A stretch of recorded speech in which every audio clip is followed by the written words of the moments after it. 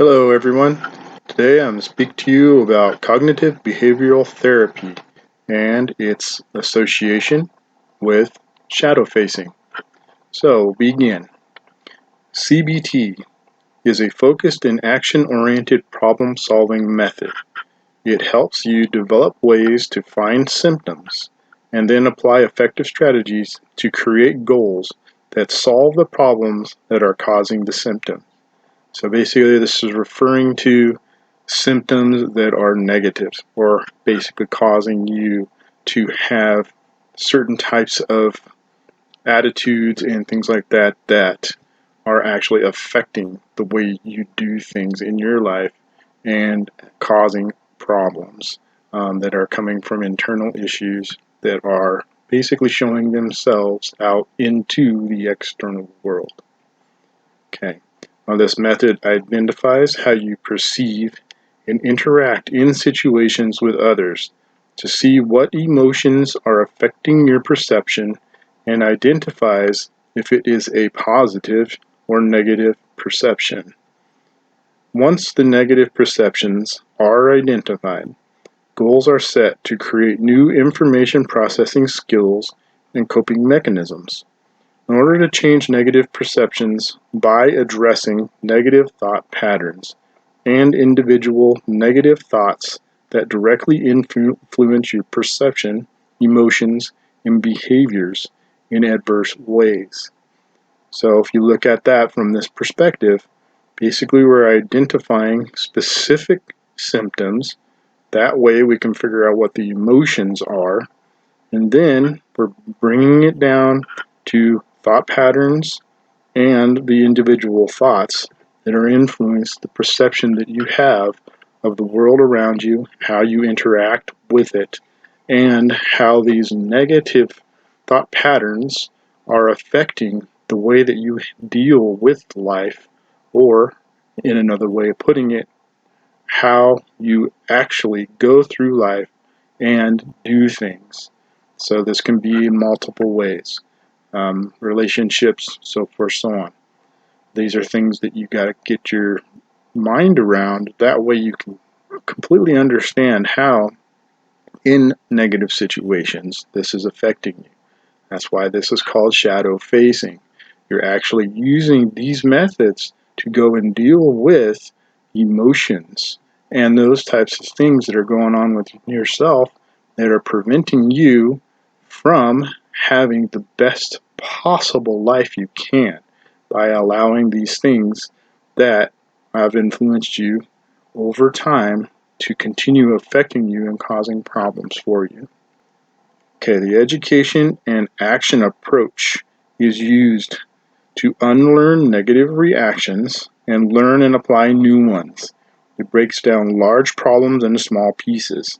Then, with short-term goals, solves each piece by gradually changing your negative thoughts, feelings, and reactions.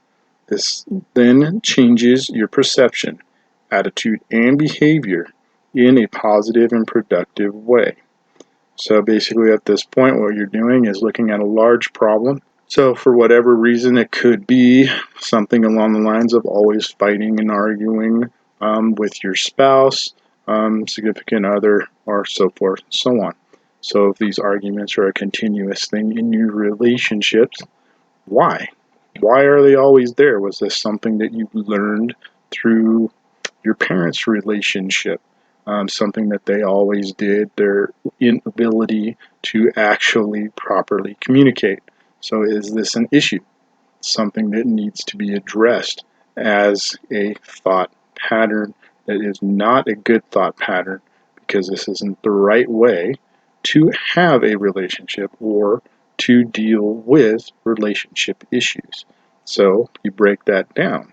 Okay, where's the emotion coming from? Why do you feel a certain way? What are you reacting to? This is very important to understand. So that's what this process is. Now, there's also educating yourself. Now, educating yourself can be by going to a therapist or someone and getting the education you need to understand where these thought patterns or processes are coming from, Or you can get a book or something along those lines, start seeing and understanding what these different thought patterns are. So that way you can actually see them for what they are, and you have education in order to apply what is being learned to do what you need to do. So that's the education part. Then, once you know, okay, this is the specific thing that's causing me problems, I'm reacting this way because of this, then you say, okay, I'm changing that. So you come up with a specific change that you're going to make, such as I am not going to argue whenever something upsets me. I am going to approach it in a more calm, productive way. That is your application. That is the action that you're putting to the situation. So that is continuously applied. So that's how, in this type of situation, you actually use that. So this method uses tools such as journaling, belief challenging, mindfulness, meditation, thinking, and physical and social interaction exercises in order to actively change your negative emotion and behavior patterns.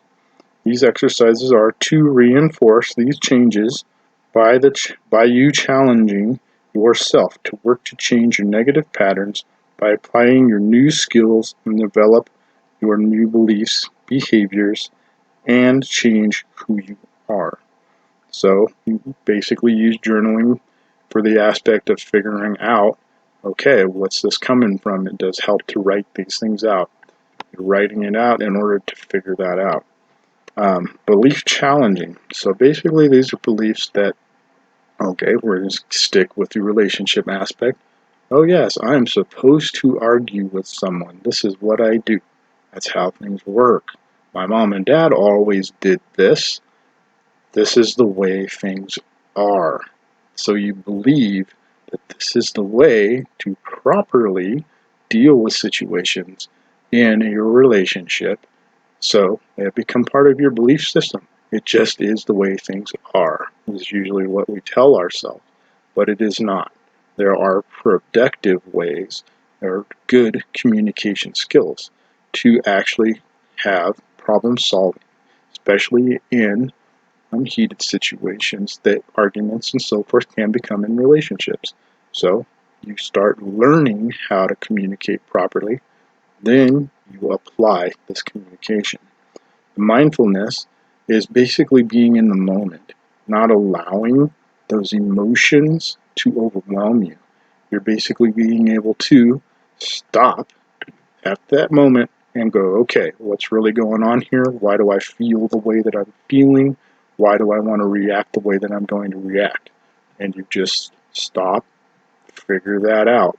It's a process. This is part of application.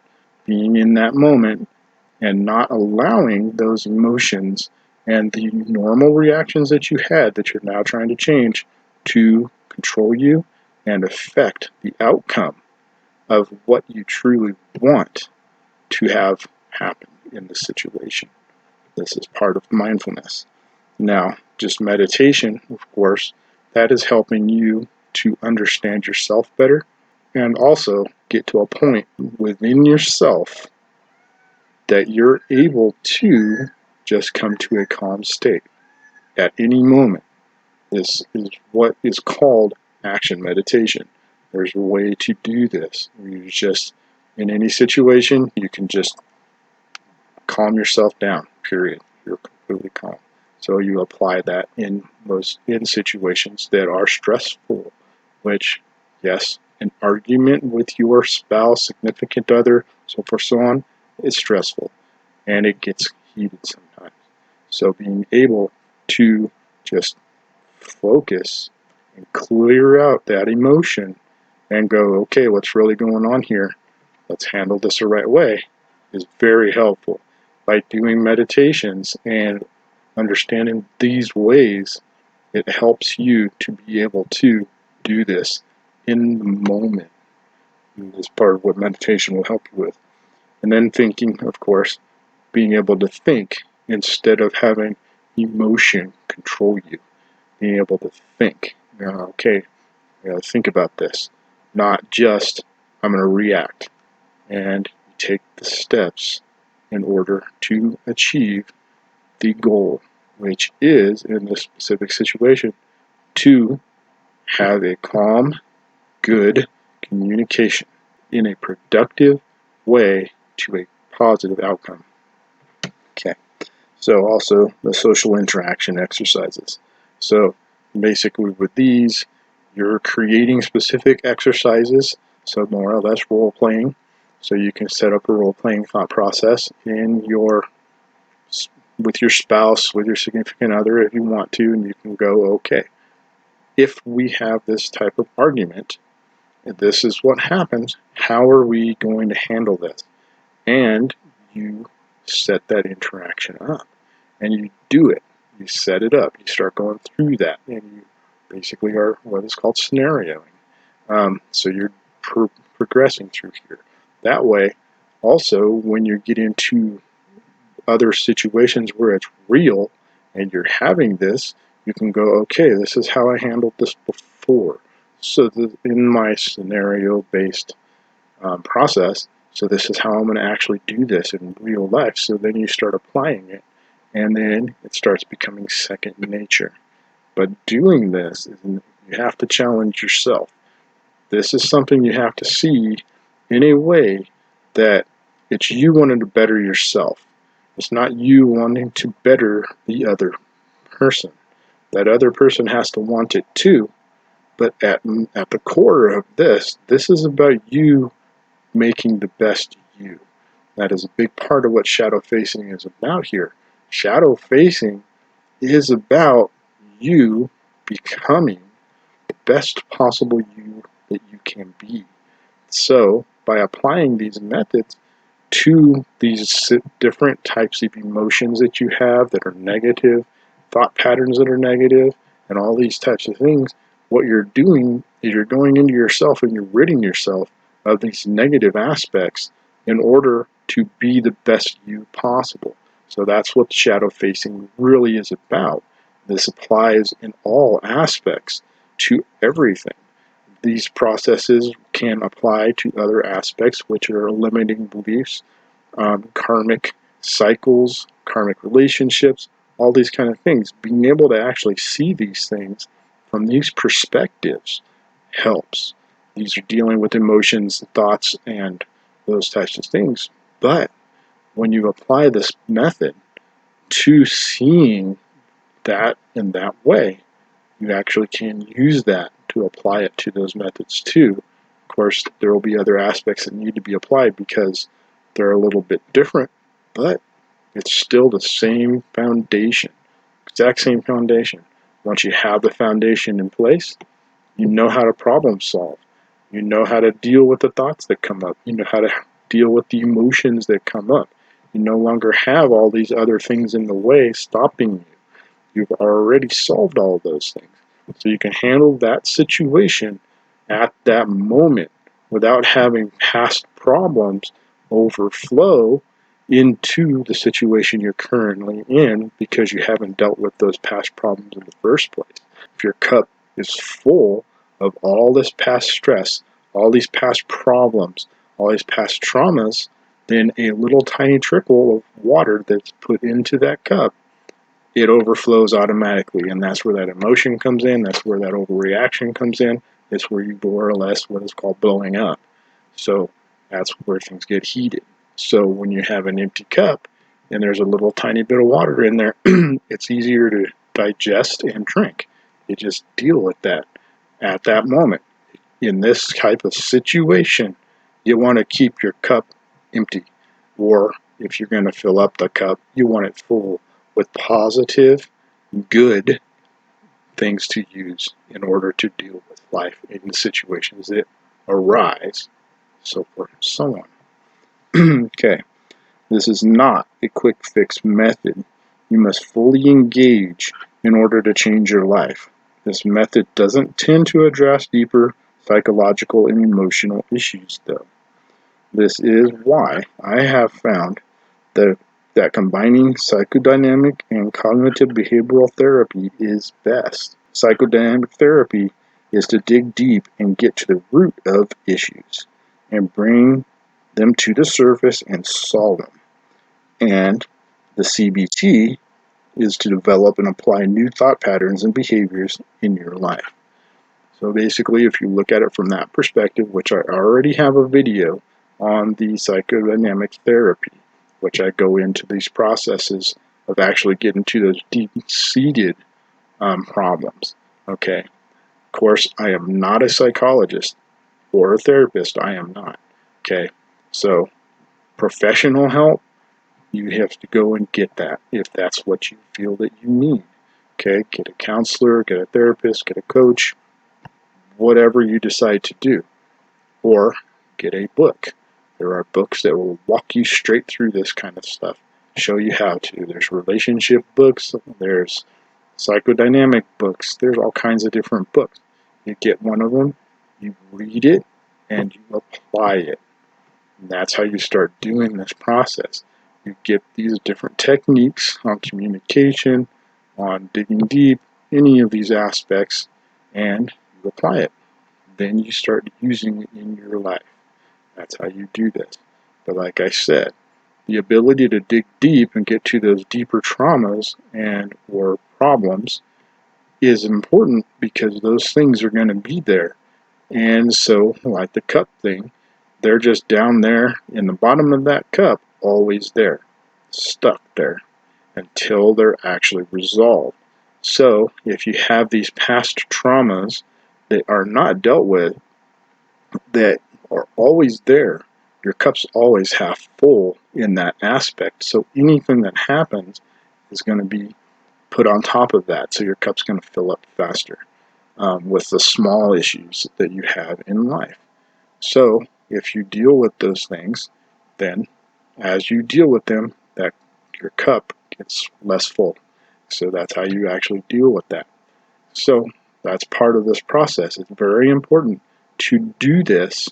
That way you don't have past issues that are affecting the way you think, the way you react, and the way that you behave within the world and through your way of being. You're wanting to be better. You're wanting to have positive outlooks on life. This is what this is about. Why do you want to go through life being negative and seeing everything as a bad aspect? And, no. Why? There's no point in that.